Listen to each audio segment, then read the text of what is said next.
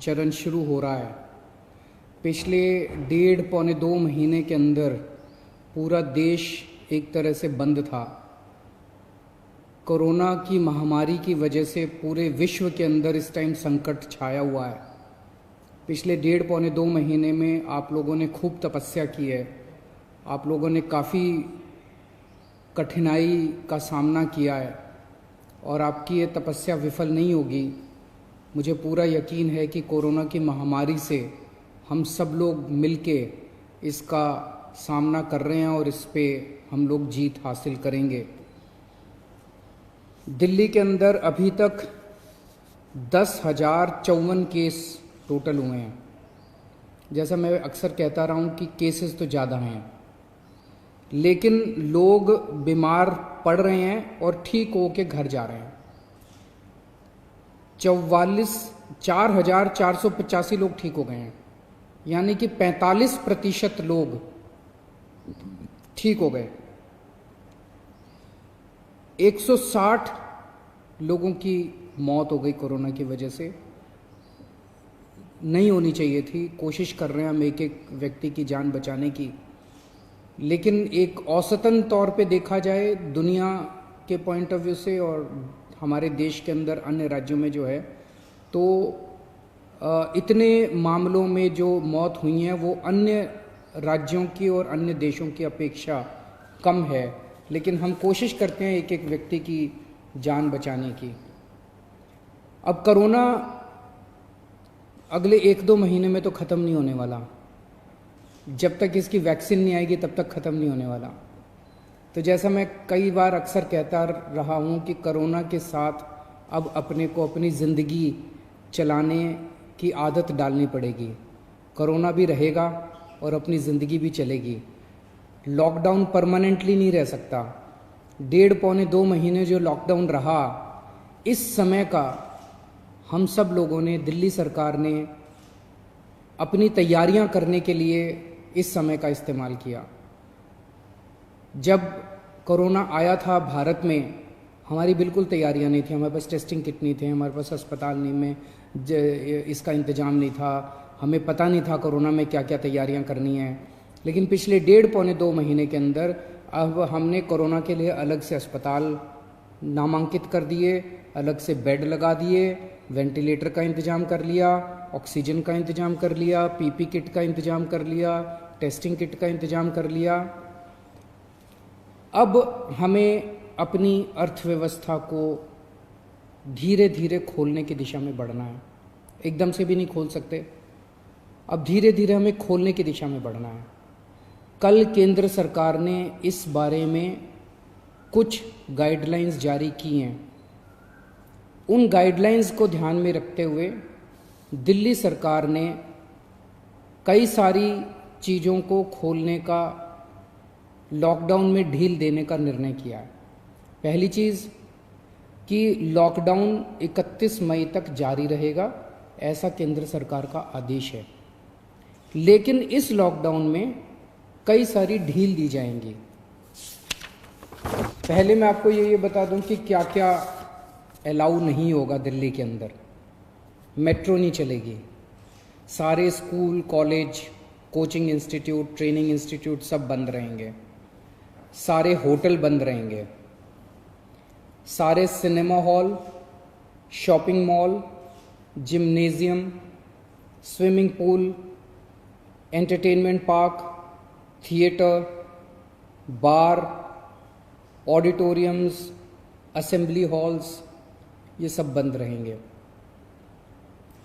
Social, political, sports, entertainment, academic, cultural, religious या किसी भी तरह की बड़ी गैदरिंग्स ये नहीं हो पाएंगी, ये अलाउड नहीं होंगी। कोई भी धार्मिक स्थान या रिलीजियस प्लेस या प्लेसेस ऑफ वर्शिप बंद रहेंगे। कोई भी रिलीजियस गैदरिंग अलाउड नहीं होगी। बार्बर, स्पा और सलून ये अभी फ़िलहाल बंद रहेंगे। शाम को 7 बजे से सुबह 7 बजे तक घर से निकलना अलाउड नहीं होगा, केवल एसेंशियल सर्विसेज के लिए अलाउड होगा। 65 साल से ऊपर की उम्र के लोग, 10 साल से छोटे बच्चे, प्रेग्नेंट महिलाएं और जिन लोगों को दूसरी बीमारियां हैं जैसे डायबिटीज़, दिल की बीमारी, ऐसे लोग का घर से निकलना वर्जित होगा, क्योंकि इन लोगों के लिए कोरोना जानलेवा साबित होता है। रेस्टोरेंट्स को खुलना अलाउ होगा, लेकिन वहाँ बैठ के खाना अलाउड नहीं होगा, केवल रेस्टोरेंट्स में होम डिलीवरी अलाउ होगी। स्पोर्ट्स कॉम्प्लेक्स और स्टेडियम ये खोल दिए जाएंगे, लेकिन यहाँ किसी भी मैच के दौरान दर्शक अलाउड नहीं होंगे। ट्रांसपोर्टेशन को खोला जा रहा है, तो auto rickshaw, e rickshaw, cycle rickshaw ये अलाउड होंगे, लेकिन केवल एक पैसेंजर। टैक्सी,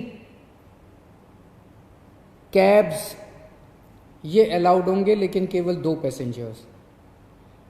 ग्रामीण सेवा, फटफट सेवा, इको फ्रेंडली सेवा ये अलाउड होंगे, लेकिन केवल 2 पैसेंजर्स।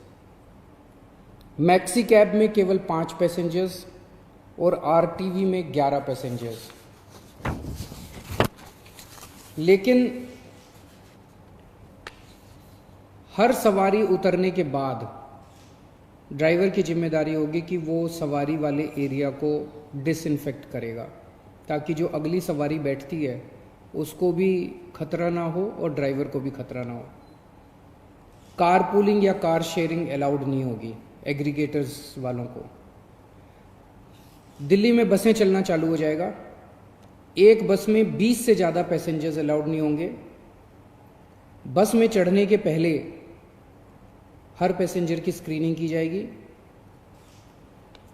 और हर बस स्टॉप के ऊपर ट्रांसपोर्ट डिपार्टमेंट की जिम्मेदारी होगी कि सोशल डिस्टेंसिंग मेंटेन करे, बसों के अंदर भी और हर बस स्टॉप के ऊपर भी। व्हीकल्स और इंडिविजुअल्स का मूवमेंट अलाउड होगा पूरे दिल्ली में। 4 व्हीलर्स के अंदर 2 पैसेंजर से ज़्यादा अलाउड नहीं होंगे और 2 व्हीलर के ऊपर पीछे बैठ के सवारी अलाउड नहीं होगी, पीछे पिलियन राइडर अलाउड नहीं होगा। सभी सरकारी और सभी प्राइवेट दफ्तर खुल जाएंगे अपनी पूरी स्टाफ के साथ, लेकिन कोशिश ज़्यादा से ज़्यादा प्राइवेट ऑफिस वाले ये करें कि ज़्यादा से ज़्यादा लोग घर में जितने काम कर सकते हैं वर्क फ्रॉम होम रहे। सभी मार्केट्स खुल जाएंगे, लेकिन जो मार्केट्स और मार्केट कॉम्प्लेक्सेस हैं वहाँ पे दुकानें ऑड इवन के हिसाब से काम करेंगी। आधी दुकानें एक दिन खुलेंगी, आधी दुकानें दूसरे दिन खुलेंगी, लेकिन जो एसेंशियल आइटम्स की दुकानें हैं वो रोज़ खुलेंगी। जितने स्टैंड अलोन शॉप्स हैं, नेबरहुड शॉप्स हैं, रेजिडेंशियल कॉम्प्लेक्सेस में शॉप्स हैं, वो सारी खुलेंगी, लेकिन हर शॉप में सोशल डिस्टेंसिंग मेंटेन होगी और सोशल डिस्टेंसिंग मेंटेन करने की जिम्मेदारी दुकानदार की होगी। अगर किसी दुकान के ऊपर सोशल डिस्टेंसिंग मेंटेन नहीं हो रही तो दुकान बंद कर दी जाएगी। जितने इंडस्ट्री है सारी इंडस्ट्री खोली जाएगी, लेकिन इनके टाइमिंग्स को थोड़ा सा स्टैगर कर दिया गया है भीड़ को रोकने के लिए। कंस्ट्रक्शन एक्टिविटीज़ शुरू की जा रही हैं, लेकिन कंस्ट्रक्शन एक्टिविटीज़ में केवल दिल्ली में रहने वाले जो वर्कर्स हैं वही अलाउड होंगे। अभी ट्रांस बॉर्डर वर्कर्स अभी लाना, बाहर से वर्कर्स को अभी लाके वो अलाउड नहीं होगा। शादी के लिए केवल 50 गेस्ट्स अलाउड होंगे और उसमें सोशल डिस्टेंसिंग मेंटेन की जाएगी। फ्यूनरल के लिए केवल 20 लोग अलाउड होंगे और उसमें सोशल डिस्टेंसिंग मेंटेन की जाएगी। कंटेनमेंट जोन्स के अंदर किसी भी किस्म की कोई एक्टिविटी अलाउड नहीं होगी एसेंशियल सर्विसेज को छोड़ के। इंटरस्टेट पिछले कुछ दिनों में देखा गया कि बॉर्डर के ऊपर नर्सेज को, डॉक्टर्स को रोक दिया गया। केंद्र सरकार ने भी ये आदेश दिए हैं कि बॉर्डर के ऊपर डॉक्टर्स को, मेडिकल प्रोफेशनल्स को, नर्सेज को, पैरामेडिकल स्टाफ को, सैनिटेशन पे काम करने वालों को, एम्बुलेंस को, इनको बिना रोक टोक के अलाउ किया जाएगा। और बॉर्डर के ऊपर इंटरस्टेट मूवमेंट के लिए गुड्स और कार्गो के ट्रक्स जो हैं, चाहे वो खाली ट्रक हों चाहे सामान से भरे हुए हों, उनको सबको अलाउ किया जाएगा। और सबसे ज़रूरी है कि मास्क पहन के निकलना अनिवार्य है, सबको मास्क पहने रहना ज़रूरी है और सोशल डिस्टेंसिंग हर जगह मेंटेन करना ज़रूरी है।